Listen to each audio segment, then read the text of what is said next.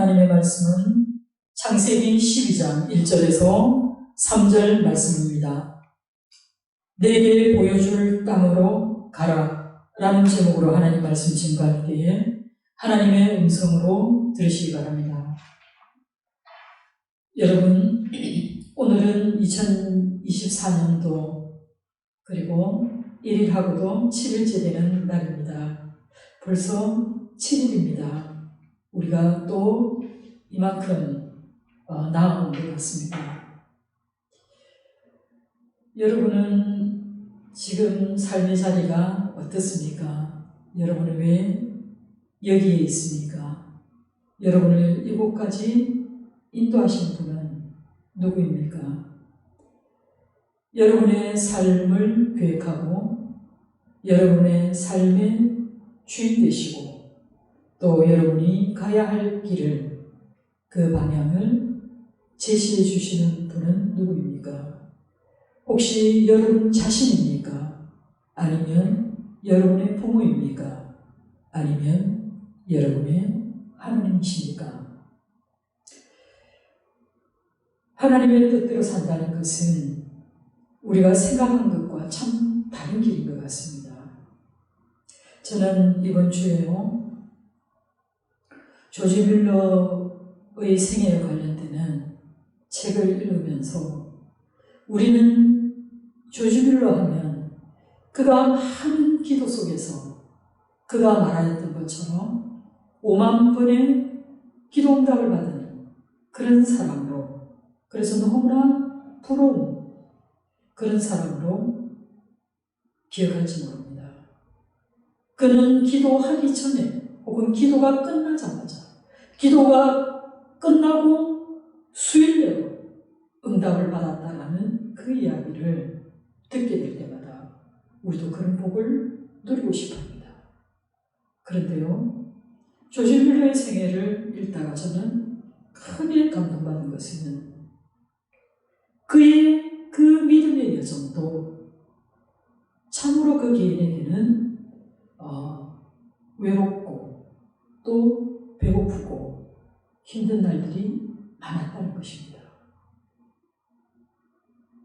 여러분, 믿음의 사람들을 한번 보십시오. 그들은 자신의 안위나 자신의 명예나 자신의 일시의 복락을 위해 사는 사람들이 아니라는 걸 알 수 있습니다. 여러분, 하나님의 부르심은 우리에게 너무나 큰 기쁨이지만 또한 그 믿음을 이어가는 그 여정의 길은 결코 순탄치 않다는 걸 압니다. 우리는 믿음의 여정을 통해서 내리는 결론은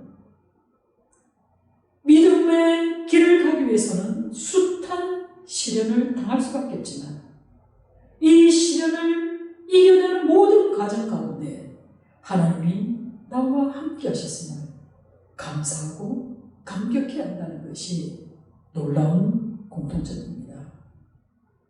오늘 우리에게 주신 하나님의 말씀은 이 아브라함의 부르심에는 하나님의 놀라운 계획이 있음을 보게 됩니다.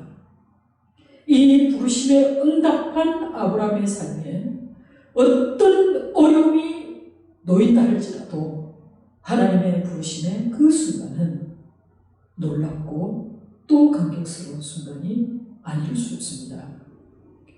오늘 본문이 기록된 이 말씀은요, 바로 그 안에 기록된 창세기 11장 27절에서 32절을 통해서 우리는 아브라함이 어떤 시대에 하나님의 부름을 받았는지 알게 됩니다. 우리가 창세기를 보면요, 창세기 1장에서 11장까지는 인간이 하나님 앞에 어떤 죄를 범하였는지, 그리고 도무지 이제는 감당할 수 없을 만큼 죄악된 그 역사가 문명과 함께 어떻게 흘러가는지를 보여주고 있습니다. 11장 27절에서 32절 이 말씀은 오늘 우리가 읽은 12장 본문과 연결시키는 그 연결고리의 역할을 하고 있는데요. 이때 그의 이름이 아브람이라고 기록되어 있습니다. 우리가 알고 있는 아브라함이라는 이름의 뜻은 뭡니까? 열방의 아버지, 모든 민족의 아버지라는 뜻입니다. 그러나 아브라함이 태어났을 때 그의 부모가 그의 이름을 아브람이라고 불렀는데요. 이 아브람이라는 이 이름의 뜻은 아버지여 높임을 받으실지어다, 이런 뜻입니다. 그러면 우리가 오해하겠죠? 이 아버지가 누굴까? 당연히 우리는 하나님이라 생각하겠지만 아닙니다. 왜요? 이 아브라함이 태어났을 때 그 곳은 바로 우르라고 기록되어 있습니다. 우리는 아브라함이 갈대아 우르 출신이라는 것을 성경을 통해서 알게 되는데요. 그러면 이 아브라함의 고향인 우르는 어딘가? 그 소리가 너무나 잘 아는 유프라데스, 그 강 하류의 지역, 그리고 이 하류 지역은 고대 문명의 발상지인 수메르 문명이 발생했던 곳입니다. 그리고 이 고바빌로니아의 주요인 그 성지가 바로 이 우르였습니다. 이 우르는 바로 페르시아만과 그다지 멀지 않은 곳에 위치한 곳이 바로 우르입니다. 이 우르 지역에서 태어난 아브라함은요, 그 시대의 정서를 반영할 수밖에 없습니다. 그 당시 문명사에는 잡다한 신들을 그들은 섬겼습니다. 그 중에서도 이 지역, 바로 아브라함이 태어났던 그 지역에 그들이 섬겼던 신은 바로 달의 신이라는 그 지역 신이 통치한다고 믿었습니다. 사람들은 달의 신을 하늘의 주인이라고 믿었고 또 신적인 창조주라고 신봉하였던 그런 곳입니다. 우르로 알려진 이곳은요, 우리가 고대사를 살펴보면 아주 문명지역입니다. 그리고 아주 번성하였고 또 이 도시는 너무나 세련된 그런 도시였습니다. 그리고 갈대아라고 명명되어지는 메소포타미아로 알려져 있는 이곳은요, 우리가 알고 있는 이라크 그 지역을 얘기합니다. 많은 고고학자들이나 역사학자들은 이곳을 바로 문명의 요람이다 라고 칭하고 있습니다. 왜냐하면요, 그곳에는 많은 고대인들이 처음으로 도시라는 그런 공동체를 이루고 생활했기 때문입니다. 달리 얘기하면 아브라함이 살았던 그곳은 바로 고대 시대 중에서도 가장 문명이 발달하였다. 그래서 그곳에서 출토된 그런 물품들을 보면요, 많은 공예품들이 있었고, 그리고 그 비문에 새겨진 그런 기록물들을 살펴보면 그곳이 얼마나 상거래가 활성화되어 있고 그들의 문명이 고도로 발달되어 있는 그런 문화적, 종교적, 그리고 그런 신적인 신념으로 가득한 그런 일상 가운데 그 문명이 발달되었다는 것을 보게 됩니다. 그리고 오늘 우리는요, 아브라함의 아버지가 데라라는 것을 알게 되는데요. 데라가 무엇을 하고 살았는지에 대해서 성경에는 기록되어 있지 않습니다. 그러나 이스라엘 전설에 따르면 이 데라는 솜씨가 좋은 그런 우상 제작자로 이름을 떨쳤다고 합니다. 그래서 데라는 많은 돈을 벌었던 그런 부자였다라고 알려져 있습니다. 아브라함 또한 자신의 친척과 그리고 이웃과 마찬가지로 그 지역사회가 숭배하였던 그 우상을 섬기고 그리고 그들의 신화를 진리로 받아들였던 그런 사회의 평범한 구성원으로 살았을 것입니다.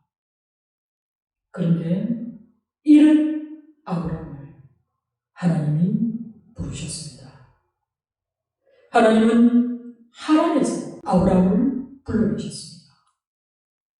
그들은 가나안 땅을 향해서 가고 있었습니다. 그런데 웬일인지 아버지 데라 역시 우르를 떠나 가나안 땅을 향해 가던 중에 어떤 이유인지 알 수는 없지만 하란 땅에 멈추었습니다. 그런데요, 오늘 본문 창세기 12장 1절에서 3절 이 말씀은 구약 성경 전체의 주제인 말씀입니다. 구약 성경을 우리가 하나의 목적이라고 생각한다면 바로 오늘 이 본문 창세기 12장 1절에서 3절 이 말씀은 바로 이 법의 정신을 요약한 전문이라고 말할 수 있습니다. 논문으로 가정한다면 이 논문을 요약한 초록일 것입니다. 그래서 이 이후에 성경, 구약 성경과 이스라엘 역사의 모든 것은 바로 이 주제가 어떻게 펼쳐져 가는가를 보여주고 있는 변주곡에 해당될 것입니다. 이를 통해서 우리는 오늘 본문을 통해서 이해되고 해석된 이것을 기억하시면 우리가 구약 성경 전체의 말씀을 읽을 때 많은 도움이 될 것입니다. 어느 날 하나님은 아브라함을 부르셨습니다. 이것을 우리는 소명이라고 얘기합니다. 여러분, 한자로 소명을 어떻게 쓰는 줄 아십니까? 소자, 칼도자에 입고 받침입니다. 그리고 목숨 명자를 씁니다. 이 말은 무슨 말입니까? 이 부르심은 바로 나의 생명을 하나님이 부르셨다는 겁니다. 그저 내가 어떤 역할만 감당하는 것이 아니라 하나님께서 내게 요구하시는 것은 나의 생명이라는 것을 기억하시기 바랍니다. 여러분, 하나님이 아브라함을 부르셨을 때 이 부르심을 받는 아브라함 앞에 펼쳐진 그 놀라운 광경을 여러분 한번 상상해 보시기 바랍니다. 하나님이 나를 친히 찾아오셔서 내 이름을 부르실 때 그 압도적인 두려움과 그 매혹적인 광경을 여러분 한번 상상해 보시기 바랍니다. 그때 그 감정은 너무나 두려운 떨림, 그러나 너무나 거룩한 그 떨림 앞에 우리의 마음과 그 영혼은 마치 지진으로 인해서 토대가 무너지는 것처럼 엄청난 변혁이 일어나는 것을 경험하게 되었을 것입니다. 그리고 세상과 내 자신이 바라보던 그 모든 세계는 사라지고 이제 새롭게 변형된 시대가 도래할 것을, 내 인생의 새로운 어떤 변화의 변곡점을 내가 맞이하고 있다는 것을 실감하게 될 것입니다. 지금 바로 이 순간이 아브라함에게 있어서는 일생일대의 사건입니다. 여러분, 바로 이와 같은 순간이 바로 우리가 하나님 앞에 진정으로 돌아가고자 하는, 즉 바로 그 회개의 순간이 바로 이와 같은 순간인 것입니다. 회개의 진정한 의미는 바로 우리의 사고 체계가 철저하게 변화를 입는 순간입니다. 그리고 내 인생의 방향이 이제 전혀 다른 방향으로 턴하는 그 순간이 바로 회개의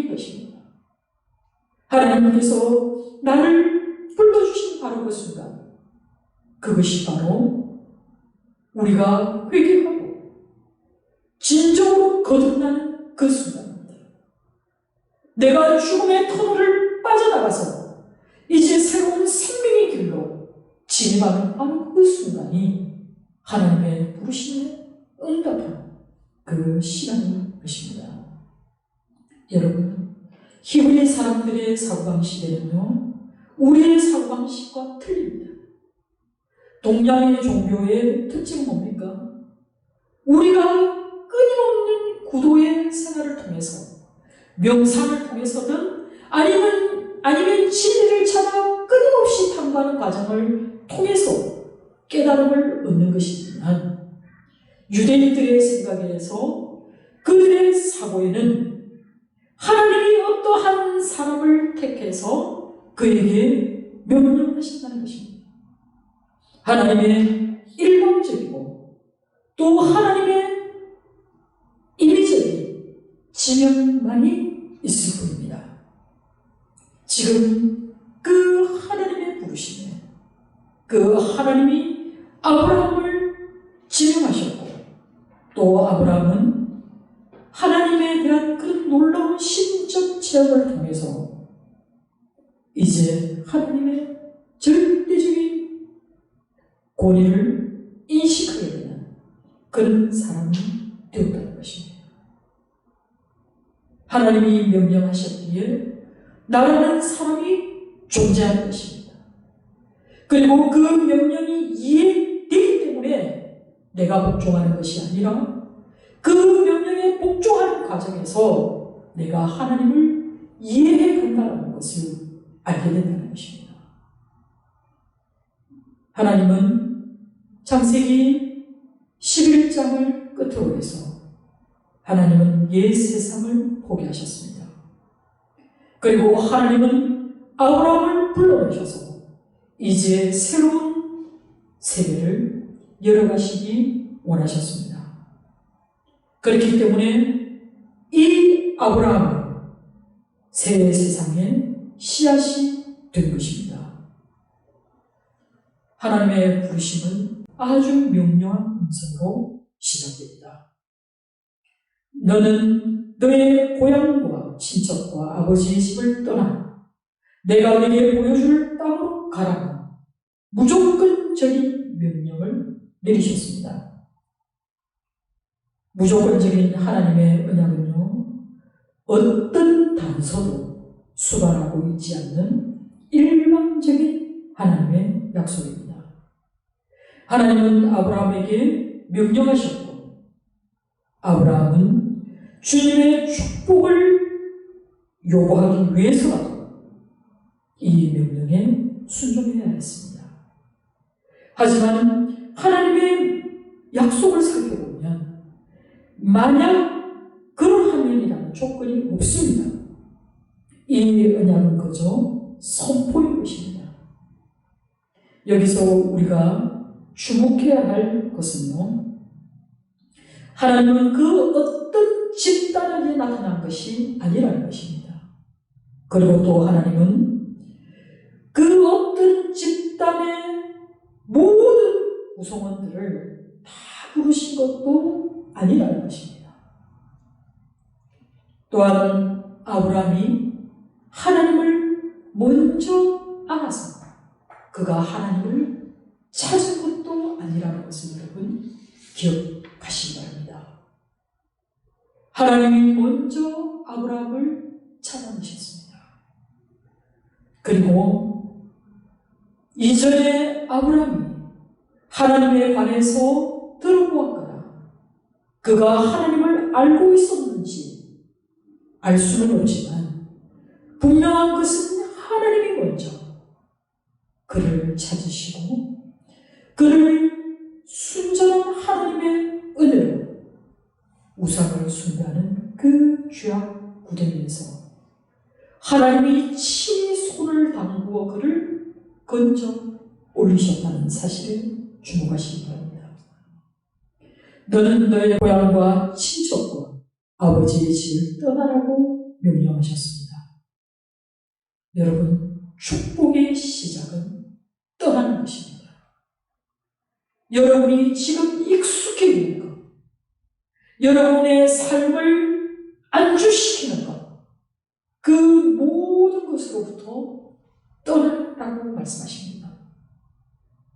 하나님이 아브라함을 부르는 것은 아브라함을 떠나가는 그 믿음의 사람이 되게 하셔서, 그리고 그 후손들이 그 믿음의 복을 이어받도록 하시는 것이 하나님의 뜻입니다. 그리고 그 후손들 역시 모든 민족에게 하나님의 이 거룩한 구원의 복음을 전파하게 하는 것이 우리 하나님의 뜻입니다. 우상 숭배의 그 죄악에 젖어있는 도시로부터 과거에 얽매여 있던 그 많은 유혹과 그리고 그 많은 우리의 육신의 정욕을 완전히 청산하고, 그리고 하나님의 뜻을 따라 살고자 하는 이 사람들에게는 이것이 가장 우선시 되는 선행 조건임을 우리에게 말씀하고 있는 것입니다. 그리고 하나님은 말씀하십니다. 내가 내게 보여줄 땅으로 가라 라고 말씀하십니다. 그래도 놀랍지 않습니까? 그가 가야 할 구체적인 장소에 대해서, 그리고 그 방향에 대해서 하나님이 말씀하고 있지 않다는 것입니다. 우리가 역시 하나님의 명령을 받고, 또 우리가 하나님의 명령을 받는 그 순간 사실 우리는 믿음의 시험대에 오는 것입니다. 여러분, 우리는요 정말 뭔가 뚜렷이 보일 때 그 길로 갈 수 있다고 얘기합니다. 하나님이 내게 이런 복을 주시면 내가 가겠다. 하나님이 나의 길을 형통케 해주시면 내가 그 일을 감당하겠다. 하나님께서 내게 무엇을 주시면 그때에 내가 무엇을 하겠다 라고 결단하고 다짐하며 갈 때가 있습니다. 그런데요, 여러분, 하나님이 주시는 복은 만만치가 않습니다. 우리가 그 복을 담아낼 만한 입을 벌리지 않으면, 우리가 그 복을 담아낼 만한 밭이 되지 못하면 그것은 떨어지는 순간 넘쳐나거나 혹은 받아내지 못해서 내 스스로가 깨어지는 그런 것을 경험하게 되는 것입니다. 여러분, 하나님이 주신 복은 어떤 복입니까? 그 복은 말로 다할 수 없는, 우리의 상상을 넘어서는 그런 복입니다.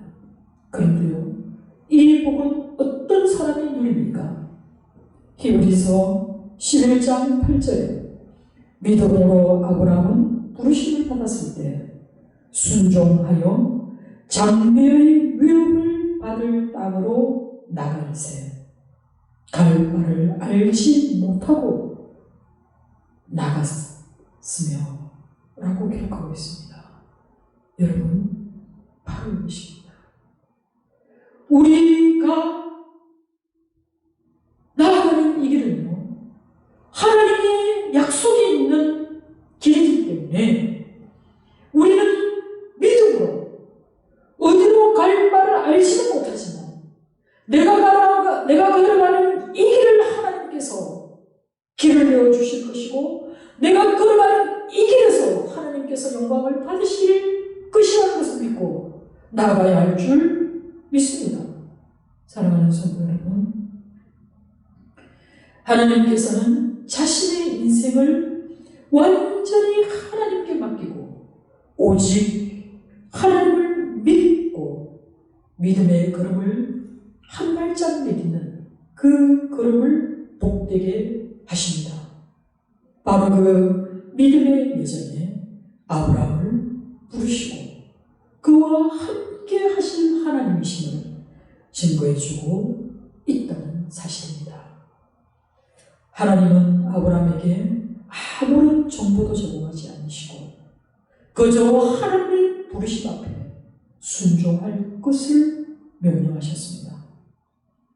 아브라함은 자신이 어디로 가는지, 또 그 길 끝에 무엇을 보게 될지 알지 못했지만 그는 자신의 머리로 이 계획을 어떻게 감당할까 계획할 만큼 시간을 갖고 있지도 않았지만, 그러나 내가 하나님의 말씀에 이 놀랍고도 위대하신 이 현존하신 하나님의 말씀에 내가 순종하며 나아갈 때 누리게 될 복이 무엇인가를 그는 충분히 인식하였기 때문에 그 말씀에 따라 믿음의 길을 걷기로 작정하였던 것입니다.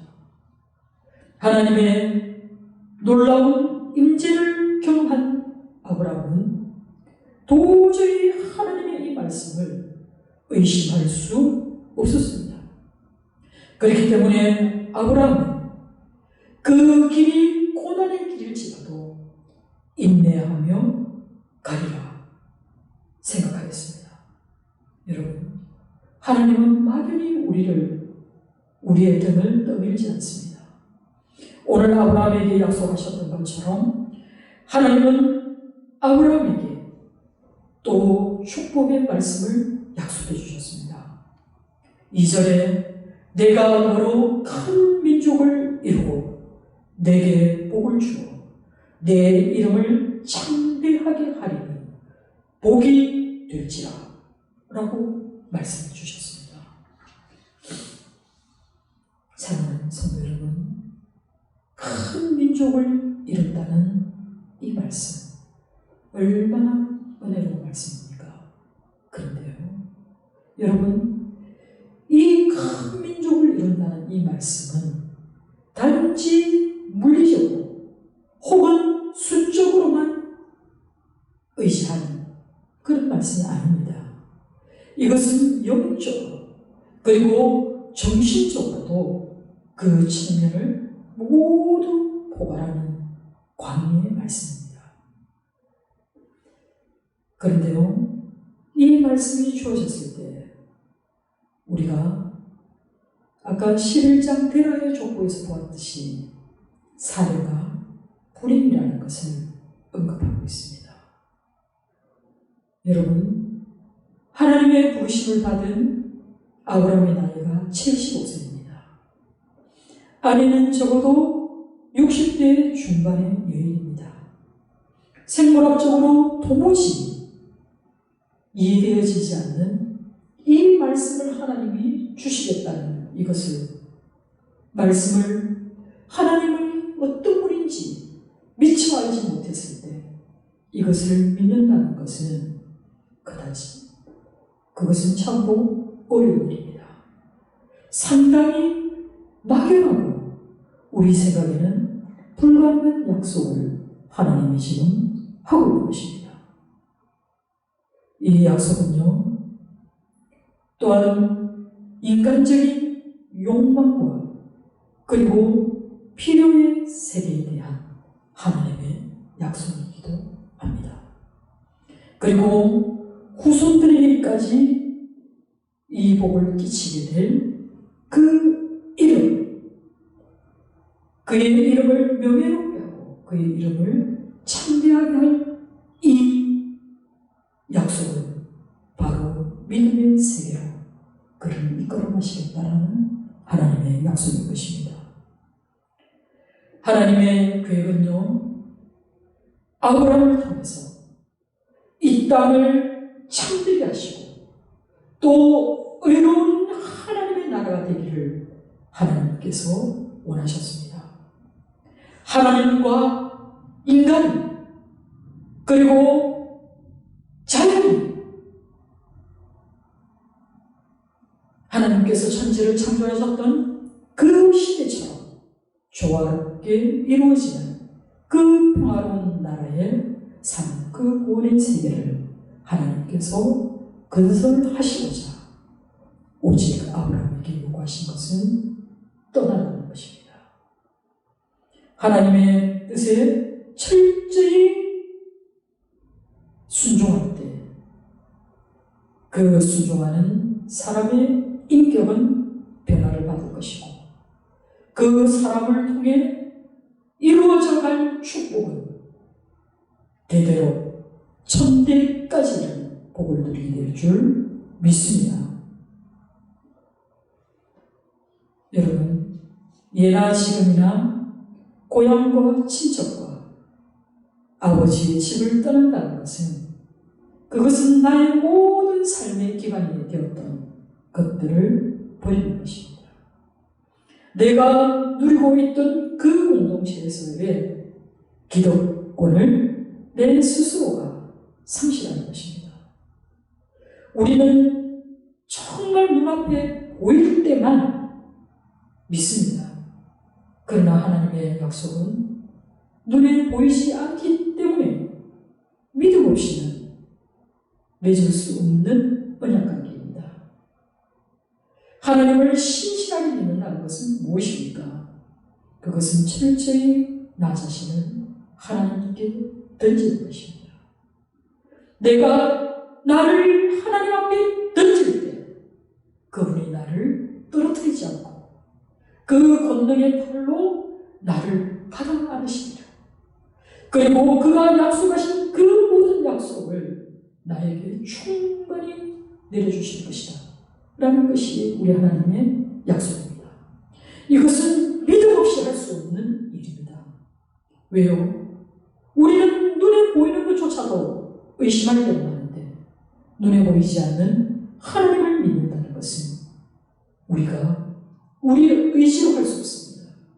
그것은 성령 하나님께서 강력히 내 마음에 역사해 주셔서 우리가 하나님의 말씀을 읽을 때 그것이 마치 내 눈앞에 펼쳐질 그 실상으로 우리가 믿고 나아갈 때 이루어질 하나님의 축복인 것입니다. 여러분, 하나님의 축복은요, 복과 저주를 통해서 우리는 또한 알게 되는데요. 3절에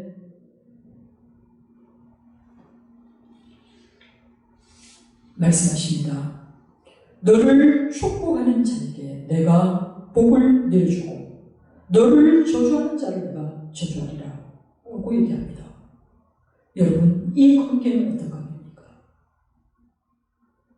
나를 축복하는 일을 하나님이 축복해 주시겠다는 것은 하나님과 아브라함의 관계가 얼마나 친밀한 관계를 이룰 것인가에 대한 하나님의 말씀입니다. 여러분, 성경에서 아브라함은 하나님의 친구라고 기록되어 있습니다. 친구는 어떻습니까? 오랜 삶 가운데에서 서로를 믿어주고 또 끝까지 인정해주고 또 서로 견인해가는 그런 관계가 아닙니까? 아브라함의 친구는 바로 하나님에게도 친구가 되고 또 그 공동체의 운명을 결속시키는 그런 역할을 하게 될 것이라는 것입니다. 이것은 오늘날 우리에게 예수 그리스도의 피의 공로로 우리가 서로 형제자매인 우리 공동체가 하나님과 같은 운명의 공동체에 놓인 것과 같다는 그런 말씀이기도 한 것입니다. 너를 저주하는 자에게 내가 저주하리니 라는 이 말씀 속에서 너를 저주한다는 이 말, 즉 너를 멸시하거나 너를 무시하는 이런 사람들을 하나님께서 저주할 것이다. 이 하나님의 저주는요, 심판을 이야기하는 것입니다. 그래서 하나님께서는 아브라함, 즉 하나님의 자녀를, 하나님의 백성을 선대하는 사람들에게 하나님의 넘치는 그 축복을 가져다 줄 것이고 또 하나님의 백성을 무시하고 하나님의 백성을 또 멸시하고 핍박하는 그를 하나님이 심판하시겠다 라고 말씀하시면서 하나님과 함께하는 공동체에 하나님이 어떻게 그 공동체를 이끌어 가실 것인가를 우리에게 말씀하고 있습니다. 그리고 아브라함에게 축복합니다. 땅의 모든 민족이 너로 말미암아 복을 얻을 것이라 고 말씀합니다. 우리 주님이 아브라함의 자손으로 이 땅에 오셨으니 바로 아브라함에게는 큰 축복입니다. 그리고 이 축복으로 말미암아 이 민족은 이스라엘을 넘어서 말 그대로 이 세상 모든 민족을 말씀하고 있습니다. 아브라함이 얼마나 하나님 앞에 큰 축복을 받았는지 모릅니다. 아브라함의 그 믿음의 순종이 오늘날 우리에게까지 임하여서 우리 역시 믿음의 자녀로, 믿음의 후손으로 이 땅에 살아가면서 아브라함에게 주신 그 복처럼 우리도 후대에 이르는 모든 자손들에게 이 축복을 물려줄 수 있는 축복의 통로가 되었다는 사실입니다.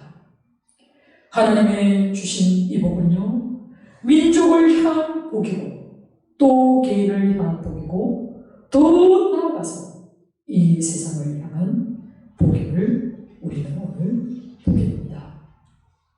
사랑하는 성도 여러분은 하나님의 부르심을 받아서 그 부르심에 응답하여 회개하고 또 주님 앞에 나와 그 구원의 은총을 찬양하고 또 경배하는 하나님의 사람들입니다. 여러분이 어떤 자리에서 부르심을 받았던 하나님이 나를 부르셨을 때 이 부르심의 그 의미는 너희가 복의 고는이 되라, 너라는 사람 자체가 그냥 복이 되라는 뜻입니다. 이 복은 하늘로부터 내려오는 신령한 복입니다. 여러분이 축복의 통로로서 여러분의 삶의 자리에 하나님의 사람으로서 여러분들이 살아가시기 바랍니다.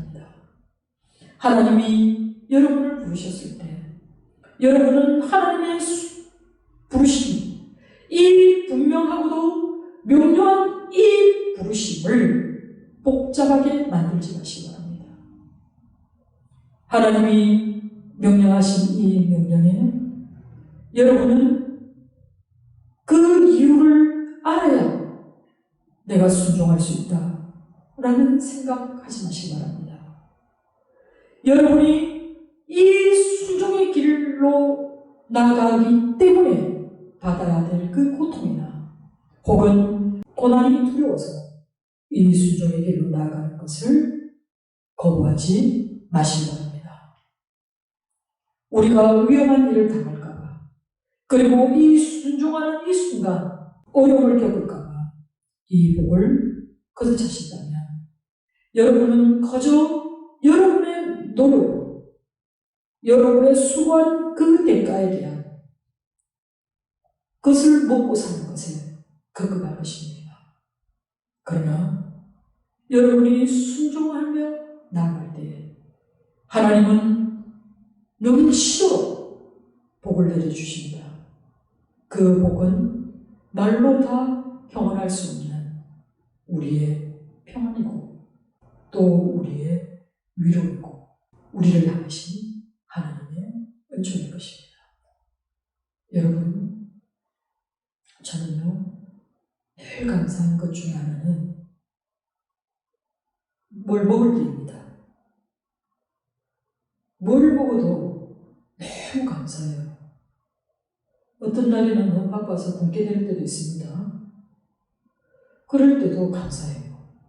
왜냐하면요, 내게 주신 이것이 하나님이 오늘 내게 허락하신 일용할 양식이다 생각하면 이것이 바로 하나님이 주신 음식이기 때문에 감사합니다.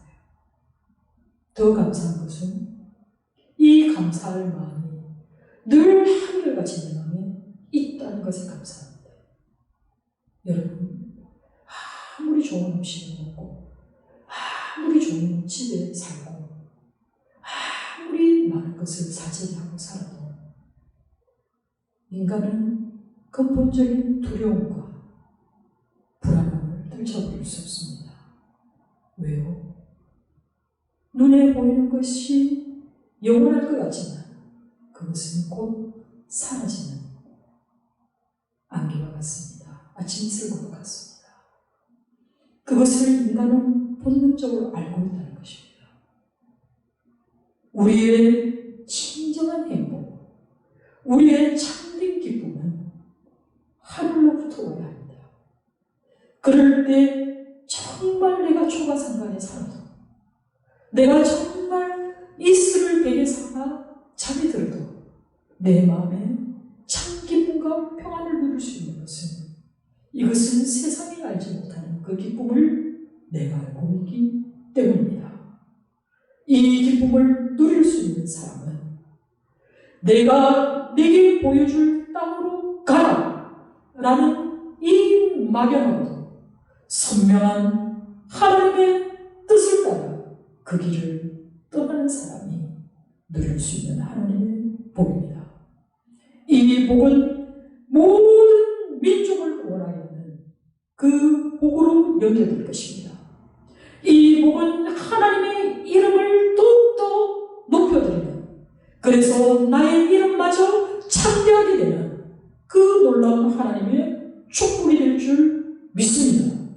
사랑하는 순전한 교회 모든 성도 여러분, 올 한 해는 믿음의 걸음을 떼어놓는, 그래서 하나님의 축복이 여러분의 걸음걸음마다 함께하는 그런 축복의 해가 되시기를 주님의 이름으로 간절히 축원합니다. 기도하겠습니다.